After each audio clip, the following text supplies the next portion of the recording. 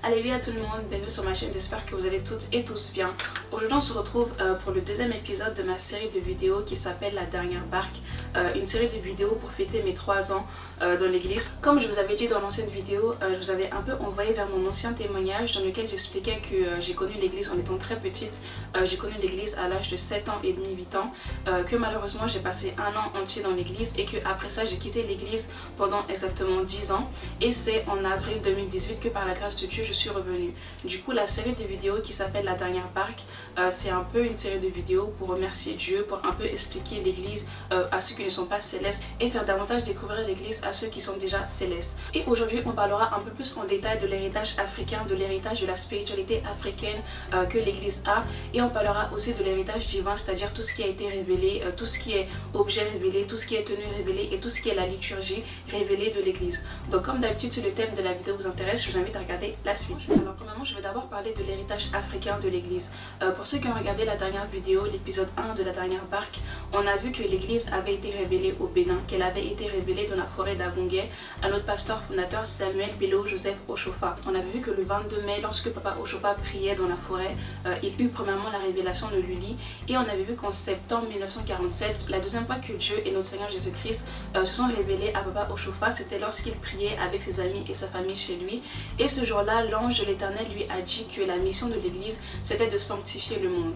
L'ange en question expliquait que malheureusement, beaucoup de chrétiens, lorsqu'ils sont confrontés aux difficultés du monde, lorsqu'ils sont face au chômage, à la stérilité, à des problèmes au niveau de la famille, ils ont tendance malheureusement à aller vers des féticheurs, à aller vers des marabouts et à leur demander des services en espérant que c'est à travers eux et que c'est à travers la magie noire que ces personnes-là vont être sauvées. Le même être de lumière expliquait que malheureusement en faisant ça, ces gens-là sont maintenant marqués du sceau du diable, ce qui fait qu'à la fin des temps, lorsque le Christ va revenir, ces gens-là ne pourront pas hériter du royaume des cieux parce que malheureusement ils se sont liés, ils ont signé des pactes avec le diable, que leur âme et que leurs esprits malheureusement n'appartiennent plus à Jésus-Christ parce qu'ils ont été vers des dieux étrangers. La mission de l'église, comme je vous l'ai dit, c'est de sanctifier le monde et de préparer le monde afin que l'église soit unie, afin que le monde soit propre, qu'il soit sanctifié de tout ce qui ne vient pas de Dieu, de tout ce qui ne confesse pas le nom de Dieu.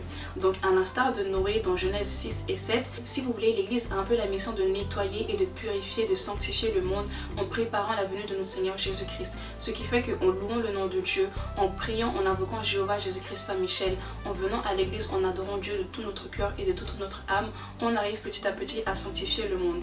Et il faut savoir que chaque prière que le chrétien céleste fait, chacune de ces prières lorsqu'elles sont faites par quelqu'un qui a un cœur sanctifié, par quelqu'un qui aime Dieu véritablement, est une prière qui aide à ce que le monde soit sanctifié. Et surtout c'est en mettant l'accent sur la délivrance, la guérison, c'est en demandant souvent à Dieu de combattre justement tout ce qui est sorcellerie, tout ce qui est vaudou, tout ce qui est magie noire, afin que justement l'église, par sa puissance qui vient de Dieu, par sa force qui vient de Dieu et qui vient des cieux, on puisse arriver à sanctifier le monde, on puisse arriver à ramener beaucoup d'âmes vers Dieu. Je vous avais également dit que lorsque Papa Oshofa est revenu de son voyage, en tout cas de son séjour dans la forêt pendant 3 mois, beaucoup de sorciers, beaucoup de marabouts, beaucoup de gens qui pratiquaient la magie noire venaient souvent chez lui pour lui poser des questions, pour un peu tester sa puissance, parce que jamais dans sa ville et même dans son pays, il avait déjà existé cet homme-là qui guérit les gens, qui ressuscite les gens au nom de Jésus-Christ. Et justement pour ceux qui ne savent pas, si au début de chaque prière on invoque Jéhovah, Jésus-Christ et Saint-Michel, c'est parce que Saint-Michel, comme il est dit dans la Bible, est l'ange de combat. C'est l'ange qui est le chef de l'armée céleste et c'est à travers lui et les autres anges de combat qu'à chaque fois qu'on invoque,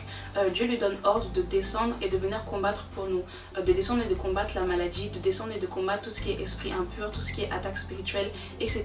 Donc concernant l'héritage africain, il faut savoir que la particularité de l'église et ce qui fait notre force, c'est notre héritage africain, c'est l'héritage de la spiritualité africaine, de l'animisme africain qui est présent dans l'église. La spiritualité africaine, ça va être tout ce qui concerne l'être humain et son rapport avec Dieu, tout ce qui va être la louange, les cultes, l'adoration, la manière dont on vénère Dieu, les rites, etc.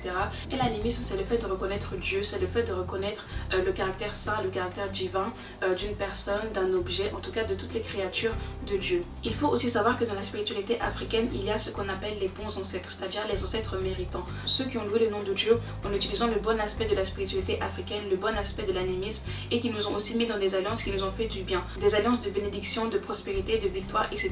Et de l'autre côté, il y a ceux qu'on appelle les ancêtres imméritants, ces ancêtres-là qui malheureusement ont utilisé le mauvais aspect de la spiritualité, le mauvais aspect de la puissance de Dieu, de la puissance des objets, de la puissance de l'être humain, le mauvais aspect par exemple de l'autorité de la parole, et qui malheureusement ont loué des dieux étrangers, qui ont loué des dieux, des déesses de l'eau, qui ont loué des esprits de la forêt, tous les esprits en gros qui ne confessent pas le nom de Dieu. Malheureusement, ces ancêtres-là ont aussi pratiqué beaucoup de cérémonies, ils ont aussi fait beaucoup d'adoration, beaucoup de cultes à des animaux tels que le serpent, en scellant justement des pactes et des alliances avec ces esprits-là, avec ces animaux-là, en pensant que c'est à travers eux qu'ils auront la victoire. Et malheureusement, vu que beaucoup de chrétiens ont hérité de mauvaises alliances, ont hérité de malédictions ancestrales, ont hérité de mauvais pactes, de mauvaises alliances qui ont été scellées dans le passé, Dieu a voulu que dans l'église on utilise la force divine, on utilise la puissance de Dieu, on utilise le saint nom de Dieu ainsi que les objets saints pour délivrer et pour guérir les héritiers directs de ces alliances, et pour que Dieu à travers l'église puisse maintenant briser les liens, qui puisse combattre tout ce qui nous lie encore à nos ancêtres, ces différentes chaînes spirituelles, ces malédictions ancestrales qui nous lient malheureusement à nos ancêtres imméritants. Nous aussi dans l'église on utilise la spiritualité africaine, on utilise l'animisme, mais on prie au nom de Dieu. Contrairement à ces ancêtres-là, on prie en invoquant le nom de Dieu d'Abraham, d'Isaac et de Jacob. Et maintenant dans l'alliance avec Oshopa, c'est au nom de Dieu, au nom de Jésus-Christ qu'on arrive à délivrer, à sauver et à guérir les malades. La deuxième particularité, c'est que certes on utilise la spiritualité africaine, certes on utilise la puissance et la force de Dieu, certes on utilise les objets saints tels que l'eau, l'encens, le feu, l'huile sainte, etc. Mais c'est pour faire du bien. Beaucoup de nos ancêtres malheureusement ont pratiqué le mal, ont fait beaucoup de tort aux autres. Nous dans l'église on ne fait uniquement que le bien. L'église a pour mission de délivrer les gens, de guérir les gens, d'accorder la victoire aux gens en utilisant les forces spirituelles, en utilisant l'autorité de la parole qui nous a été donnée et en utilisant la force divine qui vient seulement de Dieu. Donc comme je vous avais expliqué dans ma dernière vidéo, l'épisode 1 de la dernière barque, je vous avais dit que c'est au Bénin, l'ancien royaume du Dahomey, qui est né le vaudou. Pour commencer à la racine même du problème, Dieu a aussi voulu que c'est à travers le Bénin, que c'est à travers l'Afrique que le monde sera délivré. De la même manière que c'est au Bénin, que c'est en Afrique qui est né tout ce qui est sorcellerie, tout ce qui est vaudou, tout ce qui est culte occulte et d'adoration d'esprits impurs, d'animaux, etc. C'est aussi du Bénin et c'est aussi de l'Afrique que viendra la délivrance du peuple africain et de la délivrance du monde entier. De la même manière que beaucoup de nos ancêtres faisaient des bains spirituels, qui se lavaient parfois avec des choses impures, nous aussi dans l'église on fait des bains spirituels mais en invoquant le nom de Dieu. On se baigne aussi dans de l'eau qui est sanctifiée par Dieu pour Dieu. On se baigne en demandant la délivrance et la guérison. De la même manière que pour obtenir miséricorde et pardon, ou pour obtenir victoire et délivrance auprès de leurs anciens dieux, auprès des différentes déesses, auprès des différents esprits impurs que beaucoup de nos ancêtres louaient, nous aussi dans l'église on a tendance à faire des actions de grâce. On demande à Dieu pardon, on demande à Dieu sa force et son Esprit Saint à travers des offrandes de fruits, à travers des offrandes de bougies ou d'eau. Et troisièmement, de la même manière que nos ancêtres aussi faisaient des espèces de cérémonies en invoquant le nom des membres de leur famille, en priant pour eux, en pensant que c'est à travers leurs cérémonies occultes qu'ils vont être délivrés.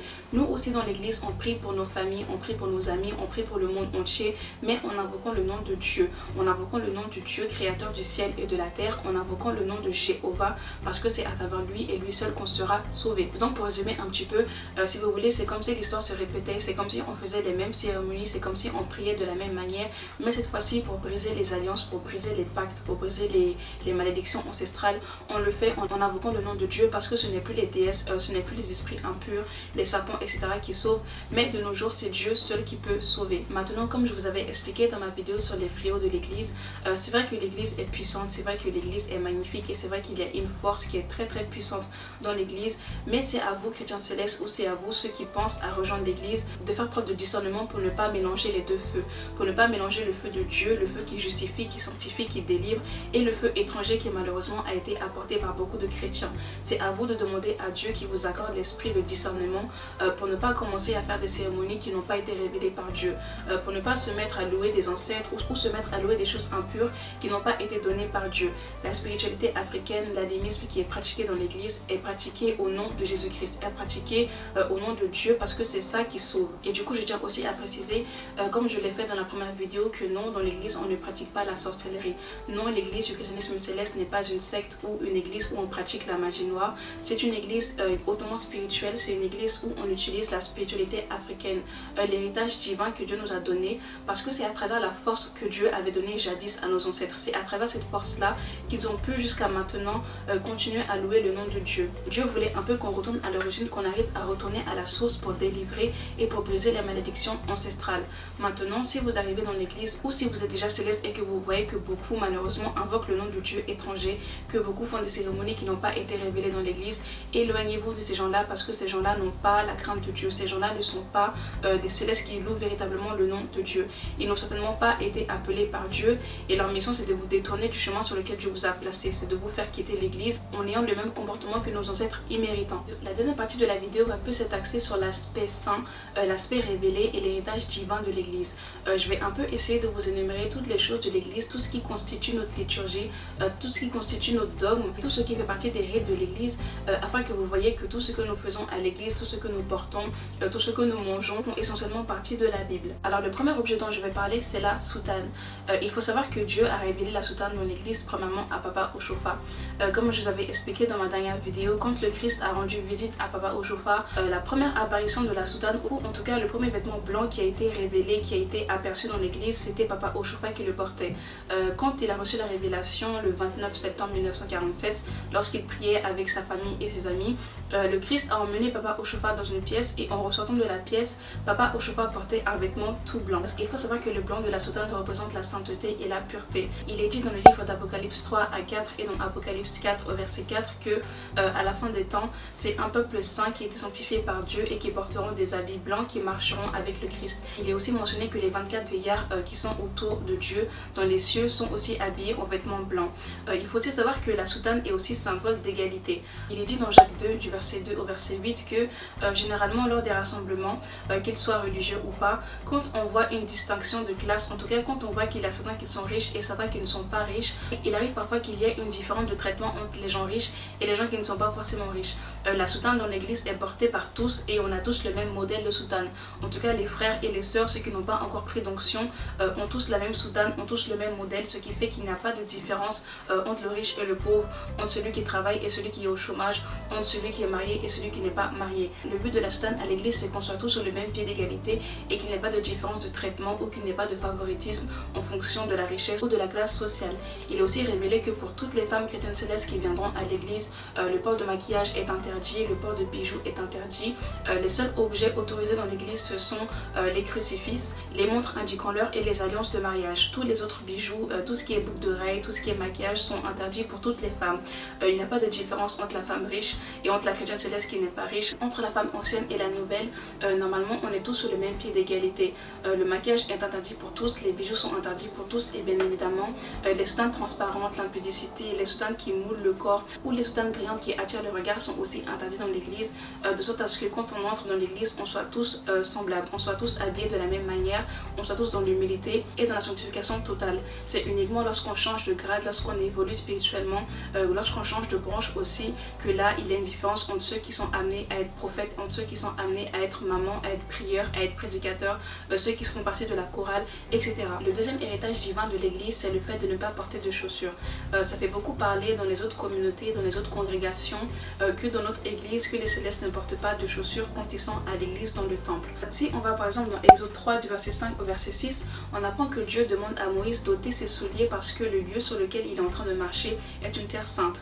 Et si on va également dans Josué 5 du verset 13 au verset 15, on apprend également que Dieu a demandé à Josué d'enlever ses souliers parce qu'il était aussi en train de marcher sur une terre qui est sainte. Étant donné que le temple est le lieu où nous adorons Dieu, est le lieu où Dieu descend directement des cieux pour nous parler, pour nous visiter, lui, notre Seigneur Jésus-Christ et les anges, étant donné que dans le temple il y a la chorale qui est directement l'autel de Dieu, le temple de Dieu dans notre église est considéré comme une terre qui est sainte. Parce qu'on s'approche de Dieu, de son trône, de ses anges et de notre Seigneur Jésus-Christ, il faut retirer ses souliers parce que l'endroit a été sanctifié par Dieu. L'endroit a été sanctifié pour Dieu et puisque Dieu se manifeste dans cet endroit-là, il faut qu'il soit sanctifié.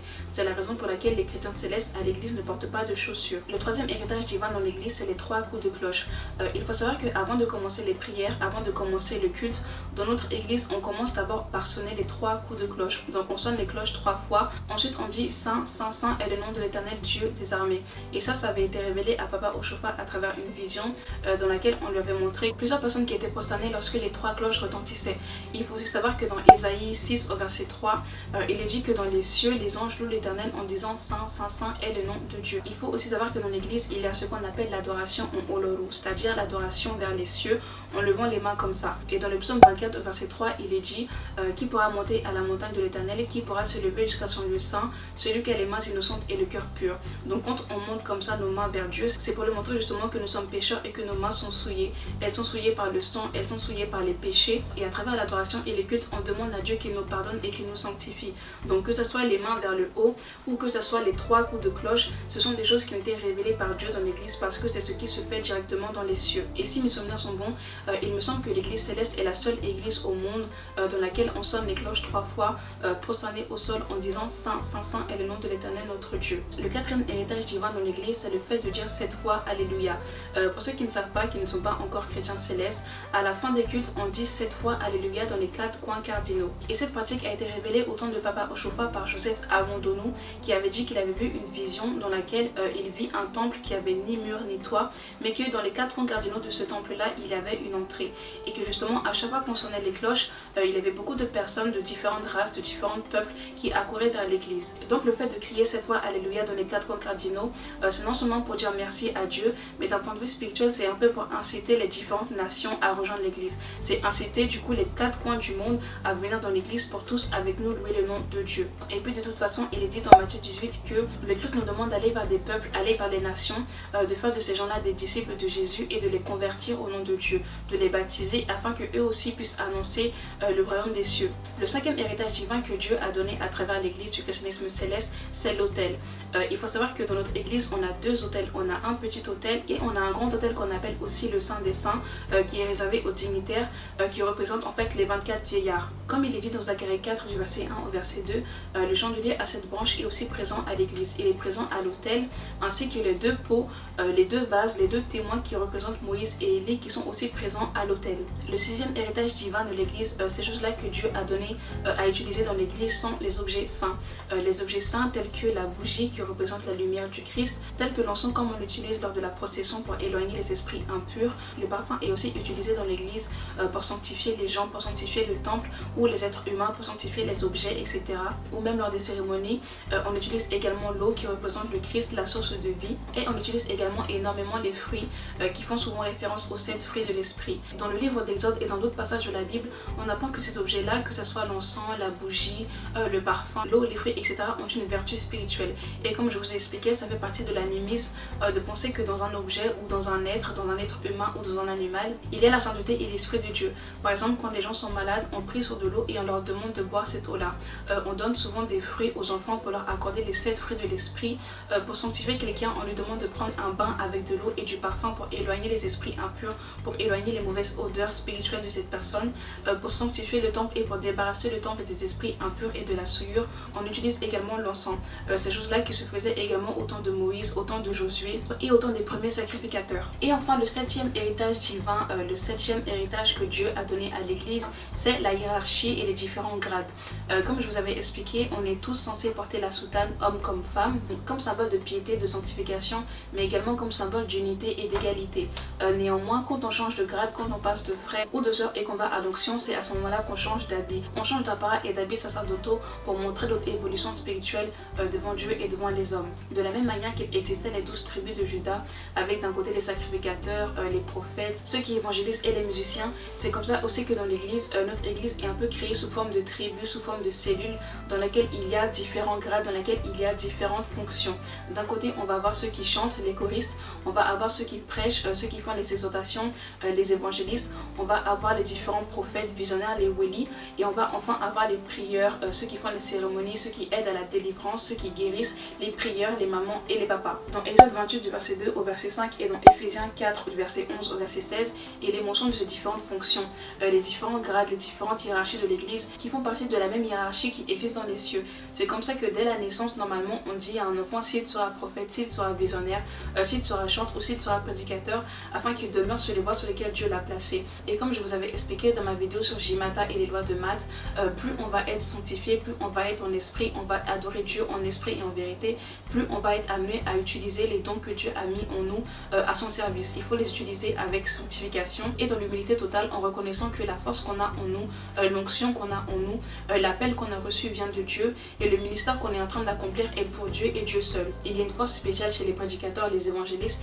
et il y a aussi une force spéciale chez les choristes et pour ceux qui jouent de l'instrument. Donc pour ne pas se mélanger les pinceaux et pour ne pas qu'il y ait du désordre dans l'église, Dieu a voulu que ce soit ainsi. Il a voulu que quand on prend l'onction, quand on va prendre un grade, il faut que ce soit un grade distinct des autres. Et ce nouveau grade qu'on a reçu, l'élévation spirituelle qu'on a reçue, la nouvelle force, la nouvelle puissance que Dieu nous a donnée se remarque à travers nos habits. Donc pour faire un petit bilan de la vidéo, comme je vous l'ai dit en première partie, l'église a un fort héritage africain, l'héritage de la spiritualité africaine et de l'animisme que Dieu a donné à l'église.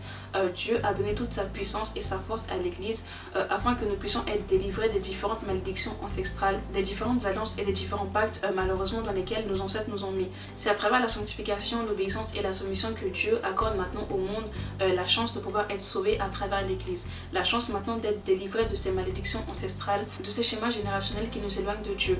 De l'autre côté, Dieu a aussi donné sa force et son Esprit Saint à l'église en lui donnant des objets, en lui donnant des choses qui sont révélées par Dieu dans la Bible. Donc que ce soit la soutane, que ce soit l'onction, que ce soit l'encens, les bougies, l'huile sainte, le parfum, la procession de l'église, les 7 cloches, tout ceci a été révélé par Dieu.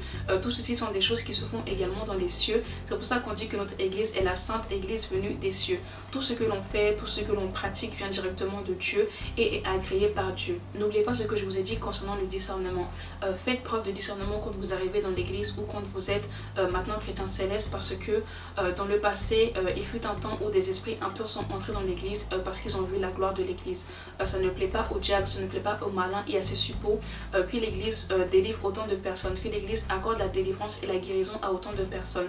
Du coup, pour un peu nous mener à la perdition, pour un peu détruire la mission de l'église, le malin maintenant envoie des suppôts, des gens qui sont habillés en brebis mais qui sont véritablement des loups pour nous perturber. Faites attention à ces gens-là que vous fréquentez dans l'église et assurez-vous tout le temps que ce soit des gens qui louent vraiment Dieu en esprit et en vérité pour ne pas aller à la perdition. Faites attention, comme il est dit dans la Bible, au feu étranger, à ces choses-là qui n'ont pas été révélées par Dieu, qui ont été introduites par les hommes dans l'église.